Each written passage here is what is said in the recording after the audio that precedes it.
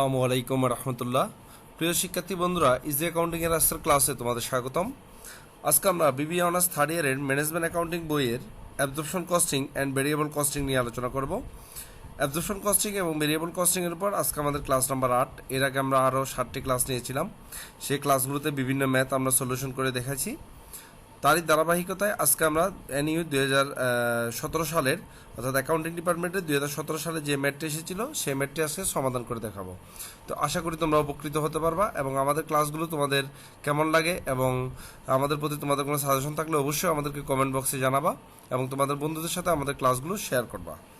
তার সাথে আমাদের একটি ফেসবুক পেজ আছে। আমাদের ক্লাসগুলো সম্পর্কে যদি আপডেট থাকতে চাও তাহলে অবশ্যই আমাদের ফেসবুক পেজে লাইক দিয়ে আমাদের ফেসবুক পেজে কমেন্ট করবা এবং লাইক করবা, তাহলে তোমরা আমাদের ক্লাসগুলো সম্পর্কে আপডেট নিউজ জানতে পারবা।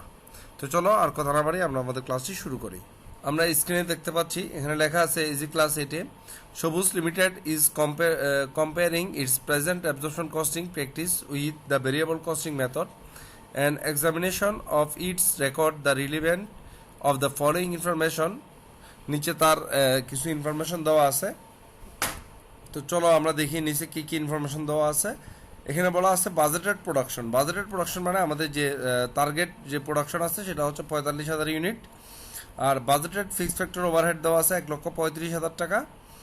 Fixed marketing and administrative expense দেওয়া আছে 15,000 টাকা।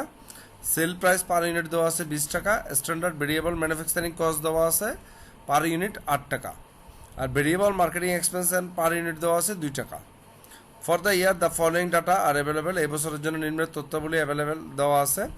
এখানে অ্যাকচুয়াল প্রোডাকশন দেওয়া আছে 40,000 ইউনিট। তার মানে একটা জিনিস খেয়াল করছো তোমরা, বাজেটেড প্রোডাকশন ছিল 45,000 ইউনিট এবং অর্থাৎ আমাদের টার্গেট ছিল 45,000 ইউনিট এবং আমাদের অ্যাকচুয়াল বা প্রকৃত উৎপাদন হচ্ছে 40,000 ইউনিট।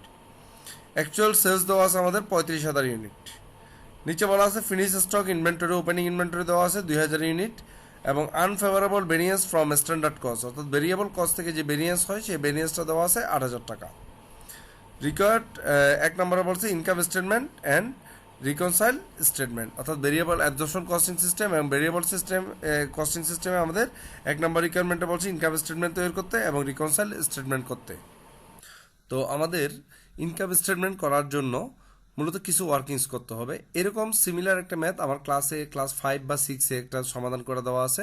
তো যেহেতু NU-তে আসছে এই ম্যাথটা, এই ম্যাথটা আবার আমি সলিউশন করে দিচ্ছি। তাহলে দেখো এই ম্যাথটা আমরা কীভাবে সলিউশন করব। তো প্রত্যেকটা ম্যাথ করার আগে আমরা কিছু সাপোর্টিং ওয়ার্কিংস করে নিই যাতে আমাদের ম্যাথটা করতে সহজ হয়। তো তারই ধারাবাহিকতায় আজকেও আমরা কিছু সাপোর্টিং ওয়ার্কিংস করব। তো চলো দেখে আসি আমরা কী কী ওয়ার্কিংসটা করে নিব। তো আমরা প্রথমে যে ওয়ার্কিংসটা করবো সেটা হচ্ছে calculation of closing inventory units, অর্থাৎ ক্লোজিং ইনভেন্টরিটা আমরা সর্বপ্রথম নির্ণয় করব। ক্লোজিং ইনভেন্টরি নির্ণয় করার জন্য আমরা দেখি আমাদের ওপেনিং ইনভেন্টরি দেওয়া আছে, আবার অ্যানুয়াল প্রোডাকশন দেওয়া আছে, সেলস দেওয়া আছে। তো আমরা প্রথমে কি করব, আমরা ওপেনিং ইনভেন্টরি 2,000 ইউনিট, যেটা কোয়েশ্চেন আমাদের দেওয়া ছিল 2,000 ইউনিট, সেই 2,000 ইউনিটের সাথে আমরা প্রোডাকশনটা যোগ করব। প্রোডাকশনটা দেওয়া আছে আমাদের অ্যাকচুয়াল প্রোডাকশন 40,000 ইউনিট। তো অ্যাকচুয়াল প্রোডাকশনটা আমরা যোগ করলাম 40,000 ইউনিট, তাহলে কত হলো 42,000 ইউনিট। এবার এই 42,000 ইউনিট থেকে আমরা বিক্রয় করেছি কত 35,000 ইউনিট। তাহলে 42,000 ইউনিট থেকে যদি 35,000 ইউনিট বিক্রয় করা হয় তাহলে আমাদের ক্লোজিংয়ে রয়ে গেছে 7,000 ইউনিট। অর্থাৎ বছরের শুরুতে আমাদের 2,000 ইউনিট পণ্য ছিল, আমরা আরও 40,000 ইউনিট বানাইছি, তো মোট 42,000 ইউনিট হয়েছে। এখান থেকে যদি আমরা 35,000 ইউনিট সেল করে দিই তাহলে আমাদের হাতে রয়ে গেছে 7,000 ইউনিট। তো আমরা পেয়ে গেলাম ক্লোজিং ইনভেন্টরি 7,000 ইউনিটস। এবার আমরা বের করব calculation of manufacturing cost per unit, অর্থাৎ অ্যাবজর্পশন কস্টিং সিস্টেম এবং ডিরেক্ট কস্টিং সিস্টেম বা ভেরিয়েবল কস্টিং সিস্টেমে ম্যানুফ্যাকচারিং কস্ট পার ইউনিট কত করে লিখবো আমরা সেটা একটু দেখে আসি। তো এখানে আমাদের ম্যানুফ্যাকচারিং কস্টের মধ্যে বলা ছিল স্ট্যান্ডার্ড ভেরিয়েবল ম্যানুফ্যাকচারিং কস্ট ছিল 8 টাকা। তো স্ট্যান্ডার্ড ভেরিয়েবল ম্যানুফ্যাকচারিং কস্টটা অ্যাবজর্পশন কস্টিংও আসবে, ডিরেক্ট কস্টিং বা ভেরিয়েবল কস্টিংও আসে। অর্থাৎ ভেরিয়েবল যে উৎপাদন ব্যয় সেটা অ্যাবজর্পশন কস্টিংও অন্তর্ভুক্ত করে, তার উৎপাদন ব্যয়ের মধ্যে ডিরেক্ট কস্টিংও অন্তর্ভুক্ত করে।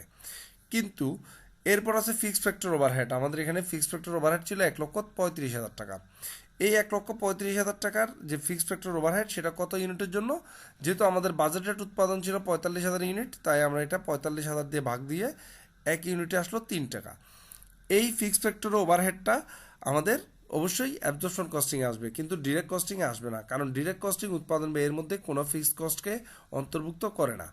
তাই আমরা যখন অ্যাবজর্পশন কস্টিং করব তখন আমাদের উৎপাদন ব্যয় ধরতে হবে 8 আর 3 11 টাকা। আর যখন আমরা ডিরেক্ট কস্টিং বা ভেরিয়েবল কস্টিং করব তখন আমাদের উৎপাদন ব্যয় হবে 8 টাকা। এই জিনিসটা তোমরা খুব ভালোভাবে মনে রাখবা। অর্থাৎ ডিরেক্ট কস্টিং উৎপাদন ব্যয়ের মধ্যে কখনো কোনো ফিক্সড কস্টকে অন্তর্ভুক্ত করে না। আর আরেকটা নিয়ম মনে রাখবা, এখানে আমাদের অ্যাকচুয়াল প্রোডাকশন ছিল 40,000 ইউনিট আর বাজেটেড প্রোডাকশন ছিল 45,000 ইউনিট। তো এখানে আমাদের ফিক্সড ফ্যাক্টর ওভারহেড রেটটা বের করার সময় সবসময় মনে রাখবা বাজেটেড বা নর্মাল ক্যাপাসিটি যদি থাকে তাহলে বাজেটেড বা নর্মাল ক্যাপাসিটি দিয়ে ভাগ দিতে হবে, তখন অ্যাকচুয়াল প্রোডাকশন দিয়ে ভাগ দেওয়া যাবে না। আর যখন বাজেটেড বা নর্মাল ক্যাপাসিটি থাকবে না তখন অ্যাকচুয়াল ক্যাপাসিটি দিয়ে বা অ্যাকচুয়াল প্রোডাকশন দিয়ে ভাগ করবা। তো যেহেতু এই অঙ্কে আমাদের বাজেটেড প্রোডাকশন দেওয়া আছে তাই আমরা অ্যাকচুয়াল প্রোডাকশন দিয়ে ভাগ না করে বাজেটেড প্রোডাকশন দিয়ে ভাগ করে রেটটা বের করে নিলাম। তো আমরা পেয়ে গেলাম 11 টাকা এবং 8 টাকা উৎপাদন ব্যয়। এবার যেহেতু আমাদের অ্যাকচুয়াল প্রোডাকশন এবং বাজেটেড প্রোডাকশনের মধ্যে একটা ভিন্নতা রয়ে গেছে, তার মানে আমাদের এখানে একটা ভেরিয়েন্সের উৎপত্তি হবে, ফিক্সড ফ্যাক্টর ওভারহেডের উপর একটা ভেরিয়েন্স আসবে। তো ভেরিয়েন্স চেনার জন্য আমাদের দুইটা উপায় আছে, একটা হচ্ছে fixed factor overhead per unit যদি দেওয়া থাকে এবং টোটাল টাকা দুইটাই যদি দেওয়া থাকে, অর্থাৎ পার ইউনিটও আছে আবার টোটালও আছে, তখনও বুঝতে হবে ওই অঙ্কে ভেরিয়েন্স থাকতে পারে। আবার যখন বাজেটেড প্রোডাকশনের সাথে অ্যাকচুয়াল প্রোডাকশন মিলবে না তখনও বুঝতে হবে এখানে ভেরিয়েন্স আছে। তো আমরা এখন যেহেতু বাজেটেড প্রোডাকশন আমাদের 45,000 ইউনিট আর অ্যাকচুয়াল প্রোডাকশন হচ্ছে 40,000 ইউনিট, তাই এখন আমরা ভেরিয়েন্সটা নির্ণয় করে নিব। আমরা লিখলাম calculation of fixed factor overhead over flight or under flight. তো ফিক্সড ফ্যাক্টর ওভারহেড অ্যাপ্লাইটটা আমরা কীভাবে নির্ণয় করবো একটু দেখো ভালো করে। আমাদের অ্যাকচুয়াল প্রোডাকশন ছিল 40,000 ইউনিট, 40,000 ইউনিট যদি আমাদের ফিক্সড ফ্যাক্টর ওভারহেডের রেট হচ্ছে কত 3 টাকা, তো 40,000 ইউনিট 3 টাকা করে গুণ করলে আমাদের আছে 1,20,000 টাকা। কিন্তু অ্যাকচুয়ালি আমাদের ফিক্সড ফ্যাক্টর ওভারহেড হয়েছে কত 1,35,000 টাকা। তাহলে এখন এখানে দেখো আমাদের অ্যাপ্লাইড ওভারহেড হচ্ছে অ্যাকচুয়াল প্রোডাকশনের সাথে রেটটা গুণ করতে হবে। সবসময় মনে রাখবা অ্যাকচুয়াল প্রোডাকশনের সাথে রেটটা গুণ করলে আমরা পেয়ে যাব অ্যাপ্লাইড ওভারহেড। তাহলে অ্যাপ্লাইড ওভারহেড হচ্ছে 1,20,000 টাকা আর অ্যাকচুয়াল ওভারহেড হচ্ছে 1,35,000 টাকা, যেটা কোয়েশ্চেনে দেওয়া আছে। তো যেহেতু আমাদের অ্যাপ্লাইড ওভারহেডটা ছোট তাই আমরা এখানে লিখবো আন্ডার অ্যাপ্লাইড, অর্থাৎ fixed factor overhead under applied হচ্ছে 15,000 টাকা। অ্যাপ্লাইডটা যদি ছোট হয় তাহলে তোমরা লিখবা আন্ডার অ্যাপ্লাইড, অ্যাপ্লাইডটা যদি বড় হয় তাহলে লিখবা ওভার অ্যাপ্লাইড। তাহলে আমরা পেয়ে গেলাম এখানে fixed factor overhead under applied বা ওভার অ্যাপ্লাইড। এবার আমরা খুব সহজে ইনকাম স্টেটমেন্টটা করতে পারবো। তাহলে চলো আমরা প্রথমে অ্যাবজর্পশন কস্টিং সিস্টেমে ইনকাম স্টেটমেন্টটা করে আসি। তো চলো এবার আমরা ইনকাম স্টেটমেন্টটা করি। তো আমাদের ইনকাম স্টেটমেন্টের মধ্যে প্রথমে আমরা লিখব সেলস। আমাদের সেলস আছে কত ইউনিট 35,000 ইউনিট, কত করে 20 টাকা করে। তাহলে সেল প্রাইস হচ্ছে 20 টাকা আর অ্যানুয়াল সেলস হচ্ছে 35,000 ইউনিট। তাহলে 35,000 ইউনিটের সাথে যদি 20 টাকা গুণ করি তাহলে আমরা সেলস পেয়ে যাব। এবার আমরা ইনকাম স্টেটমেন্টে যে ছকটা কাটলাম এই ছকের মধ্যে আমরা প্রথমে লিখে দিব সেলস 35,000 গুণ 20, তার মানে কত টাকা আসছে 7 লক্ষ টাকা। এবার এখান থেকে আমরা বাদ দিব less cost of goods sold, যেহেতু আমরা অ্যাবজর্পশন কস্টিং সিস্টেম করতেছি। তো কস্ট অফ গুডস সোল্ড প্রথমে আমরা লিখবো ওপেনিং ইনভেন্টরি। আমাদের ওপেনিং ইনভেন্টরি ছিল কত 2,000 ইউনিট, 2,000 ইউনিটের আমাদের ম্যানুফ্যাকচারিং কস্ট ছিল 11 টাকা। অ্যাবজর্পশন কস্টিং অনুযায়ী ম্যানুফ্যাকচারিং কস্ট ছিল 11 টাকা। সে 11 টাকার সাথে 2,000 ইউনিট আমরা গুণ করে এখানে লিখবো 22,000 টাকা। এরপর আমরা এখানে যোগ করবো add manufacturing cost. Manufacturing cost ছিল আমাদের উৎপাদন 40,000 ইউনিট, কত টাকা করে 11 টাকা করে। তাহলে 40,000 গুণ 11 সমান আসছে 4,40,000 টাকা। টোটাল যোগ করলে আমরা পাই 4,62,000 টাকা। এখান থেকে আমাদের বাদ দিতে হবে ক্লোজিং ইনভেন্টরি। আমাদের ক্লোজিং ইনভেন্টরি ছিল কত ইউনিট 7,000 ইউনিট, 7,000 ইউনিট 11 টাকা করে, টোটাল হচ্ছে আমাদের 77,000 টাকা। এবার আমরা পেয়ে গেলাম এই 77,000 টাকা ক্লোজিং ইনভেন্টরি বাদ দেওয়ার পর 3,85,000 টাকা। এবার আমাদের যে কাজটা করতে হবে সেটা হচ্ছে এখানে আনফেভারেবল যে ভেরিয়েন্সটা ফিক্সড ফ্যাক্টর ওভারহেড যে আন্ডার অ্যাপ্লাইডটা, সেই আন্ডার অ্যাপ্লাইডটা এবার আমরা যোগ করব এবং আনফেভারেবল ভেরিয়েন্সটাও আমরা যোগ করব। তাহলে সর্বপ্রথম আমরা আনফেভারেবল ভেরিয়েন্সটা যোগ করে নিই। এই আনফেভারেবল ভেরিয়েন্সটা কোথায় ছিল, এটা কোয়েশ্চেনে ছিল। আমি কোয়েশ্চেনটা একটু দেখি তোমাদের।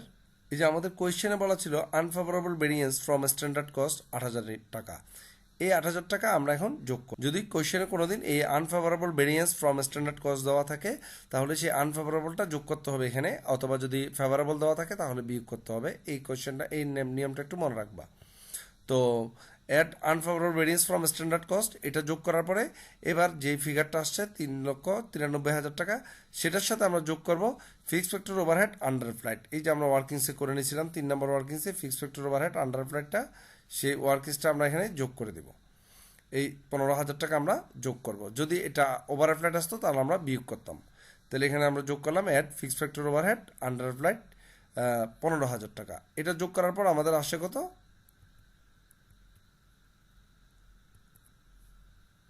এটা যোগ করার পর আমাদের আসে 4,08,000 টাকা। তো এবার আমরা 7 লক্ষ টাকা থেকে যদি 4,08,000 টাকা বাদ দিই, আসে 2,92,000 টাকা। এই 2,92,000 টাকার নাম হচ্ছে গ্রস প্রফিট। এবার এই গ্রস প্রফিট থেকে আমাদের বাদ দিতে হবে অ্যাডমিনিস্ট্রেটিভ অ্যান্ড মার্কেটিং এক্সপেন্স। তো অ্যাডমিনিস্ট্রেটিভ অ্যান্ড মার্কেটিং এক্সপেন্স কত আছে আমরা একটু কোয়েশ্চেনে দেখে আসি। অ্যাডমিনিস্ট্রেটিভ অ্যান্ড মার্কেটিং এক্সপেন্স দেওয়া আছে, এখানে ভেরিয়েবল মার্কেটিং এক্সপেন্স আছে 2 টাকা করে প্রতি ইউনিট, আর fixed marketing and administrative expense আছে 15,000 টাকা। তার মানে ভেরিয়েবলটা হচ্ছে প্রতি ইউনিটে 2 টাকা আর ফিক্সডটা হচ্ছে 15,000 টাকা। এই 2 টাকা প্রতি ইউনিট আমরা সেলিং ইউনিট বা 35,000 সাথে গুণ করলেই ভেরিয়েবল মার্কেটিং এক্সপেন্সটা পেয়ে যাব। তো এখানে আমরা এবার ভেরিয়েবলটা পেয়ে গেলাম 35,000 গুণ 2 টাকা সমান 70,000 টাকা, আর ফিক্সডটা পেয়ে গেলাম টোটাল 15,000 টাকা, যেটা কোয়েশ্চেনে দেওয়া ছিল। এবার এই দুটো যোগ করার পর আসে 85,000 টাকা। 2,92,000 টাকা থেকে যদি 85,000 টাকা আমরা বাদ দিই, তাহলে আমরা টোটাল নেট ইনকাম পেয়ে যাব 2,07,000 টাকা। তাহলে আমরা নেট ইনকাম পেয়ে গেলাম 2,07,000 টাকা। এবার একই নিয়মে আমরা এখন ডিরেক্ট কস্টিংটা করব। এখানে আমরা ইনকাম স্টেটমেন্ট করব ডিরেক্ট কস্টিং সিস্টেমে। এখানে সেলস আগের মতো 35,000 গুণ 20 সমান 7 লক্ষ টাকা। তারপর এখানে আমরা লিখবো লেস ভেরিয়েবল কস্ট। ভেরিয়েবল কস্টের মধ্যে প্রথমে ওপেনিং ইনভেন্টরি, এই যে ওপেনিং ইনভেন্টরি ছিল আমাদের 2,000 ইউনিট, রেটটা হবে কত, ডিসি রেটটা ডিরেক্ট কস্টিংয়ের 8 টাকা করে। তো 2,000 গুণ 8 সমান 16,000 টাকা। ম্যানুফ্যাকচারিং কস্ট হচ্ছে 40,000 ইউনিট আর 8 টাকা করে যেহেতু রেট, 3,20,000 টাকা। এখান থেকে আমরা বাদ দিব ক্লোজিং ইনভেন্টরি। ক্লোজিং ইনভেন্টরি ছিল আমাদের 7,000 ইউনিট, 8 টাকা করে, টোটাল 56,000 টাকা। এবার আসে আমাদের 2,80,000 টাকা। এই 2,80,000 টাকার সাথে আমরা যে কাজটা করব এখন, আনফেভারেবল ভেরিয়েন্স যে 8,000 টাকা ছিল, সেই আনফেভারেবল ভেরিয়েন্সটা এখানে আমরা যোগ করে দিব। তো যোগ করলে আসে 2,88,000 টাকা। এটার সাথে আমরা যোগ করব যে আমাদের ভেরিয়েবল সেলিং এক্সপেন্স, যেটা এই যে ভেরিয়েবল সেলিং এক্সপেন্স ছিল 2 টাকা 35,000 ইউনিট, এই ভেরিয়েবল সেলিং এক্সপেন্সটাও আমরা যোগ করব। আর আনফেভারেবল ভেরিয়েবল ভেরিয়েন্স যেটা ছিল আমাদের 8,000 টাকা, সেটা কিন্তু এসিতেও আসবে এবং ডিসিতেও আসবে। তাই আমরা অ্যাবজর্পশন কস্টিংও আনছি, এটা ডিরেক্ট কস্টিংও আনলাম। সাথে এখন আমাদের মার্কেটিং এক্সপেন্স যেটা 2 টাকা করে, সেটা আমরা এখন যোগ করব আনফেভারেবল ভেরিয়েবল ভেরিয়েন্সটা যোগ করার পরে। এবার আমরা এখানে variable marketing and administrative expense 70,000 টাকা যোগ করে দিলাম। 35,000 গুণ 2 70,000 টাকা। এটা যোগ করার পর আমাদের টোটাল ভেরিয়েবল কস্ট চলে আসলো 3,58,000 টাকা। সেলস থেকে ভেরিয়েবল কস্ট বাদ দিলে আমরা পেয়ে যাব কন্ট্রিবিউশন মার্জিন। এবার কন্ট্রিবিউশন মার্জিন থেকে আমরা বাদ দিব ফিক্সড কস্ট। ফিক্সড কস্টের মধ্যে আমাদের আছে ফ্যাক্টরি ওভারহেড 1,35,000 টাকা, যেটা আমাদের কোয়েশ্চেনে দেওয়া ছিল। আমাদের কোয়েশ্চেনে বলা ছিল বাজেটেড ফিক্সড ফ্যাক্টরি ওভারহেড 1,35,000 টাকা। সেই 1,35,000 টাকা আমরা এখানে বাদ দিব, যোগ করব। তো ফিক্সড ফ্যাক্টরি ওভারহেড 1,35,000 টাকা, আর ছিল আমাদের administrative and marketing expense fixed ছিল আমাদের 15,000 টাকা। তাহলে 1,35,000 আর 15,000 টাকা যোগ করলে আসে 1.5 লক্ষ টাকা। তাহলে এবার 3,42,000 টাকা যদি আমরা বাদ দিই, তাহলে আমাদের টোটাল নেট ইনকাম আসে 1,92,000 টাকা। তার মানে আমরা অ্যাবজর্পশন কস্টিংয়ে নেট ইনকাম পেয়ে গেছি এবং ডিরেক্ট কস্টিংয়েও নেট ইনকাম পেয়ে গেলাম। এবার আমরা দ্বিতীয় নম্বর রিকোয়ারমেন্ট অনুযায়ী কোয়েশ্চেনের রিকনসাইলেশন স্টেটমেন্ট করব। তো রিকনসাইলেশন স্টেটমেন্ট করার সময় তোমরা জানো প্রথমে আমাদের লিখতে হবে ডিফারেন্স ইন নেট ইনকাম, অর্থাৎ অ্যাবজর্পশন কস্টিং এর নেট ইনকাম এবং ডিরেক্ট কস্টিং এর নেট ইনকাম কত, সেটা আমরা এখন বসাবো। তো প্রথমে আমরা লিখি অ্যাবজর্পশন কস্টিং এর নেট ইনকাম কত, 2,07,000 টাকা। এই অ্যাবজর্পশন কস্টিং এর নেট ইনকাম 2,07,000 টাকা, সেটা আমরা লিখবো। এবং ডিরেক্ট কস্টিং এর নেট ইনকাম 1,92,000 টাকা, সেটা আমরা ডিফারেন্সটা বের করব। এই যে অ্যাবজর্পশন কস্টিং এর নেট ইনকাম 2,07,000 টাকা এবং ডিরেক্ট কস্টিং এর নেট ইনকাম 1,92,000 টাকা, ডিফারেন্স করলে হয় 15,000 টাকা।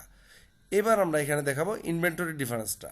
ইনভেন্টরি ডিফারেন্সটা কত একটু দেখে আসি আমরা। প্রথমে অ্যাবজর্পশন কস্টিং এরটা দেখো। অ্যাবজর্পশন কস্টিং এর ক্লোজিং ইনভেন্টরি ছিল 77,000 টাকা আর ওপেনিং ছিল 22,000 টাকা।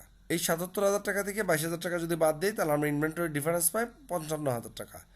এবার আমরা ইনভেন্টরি ডিফারেন্স দেখবো ডিরেক্ট কস্টিং এ। ডিরেক্ট কস্টিং এ আমরা ইনভেন্টরি ডিফারেন্সটা দেখে আসি। ডিরেক্ট কস্টিং এ ক্লোজিং ইনভেন্টরি ছিল 56,000 আর ওপেনিং ইনভেন্টরি ছিল 16,000 টাকা। তাহলে 56 থেকে 16,000 বাদ দিলে ইনভেন্টরি ডিফারেন্সটা চলে আসবে। 56,000 থেকে 16,000 টাকা যদি আমরা বাদ দিই, তাহলে আসে 40,000 টাকা। তাহলে 55 আর 40-এর ডিফারেন্স হচ্ছে 15,000 টাকা। তো যেহেতু আমাদের ইনকামের ডিফারেন্স এবং ইনভেন্টরি ডিফারেন্স মিলে গেছে, তার মানে আমাদের অঙ্কটাও হয়ে গেছে। তো আশা করি তোমরা এই ম্যাথটা বুঝতে পারছো। তো যখন তোমরা ম্যাথটা করবা, তখন তোমাদের প্রশ্ন এবং সমাধানটা সামনে রেখে যদি ম্যাথটা দেখো, তাহলে তোমরা সহজেই বুঝতে পারবা। ধন্যবাদ সবাইকে আমাদের সাথে থাকার জন্য এবং আমাদের ক্লাসটি দেখার জন্য।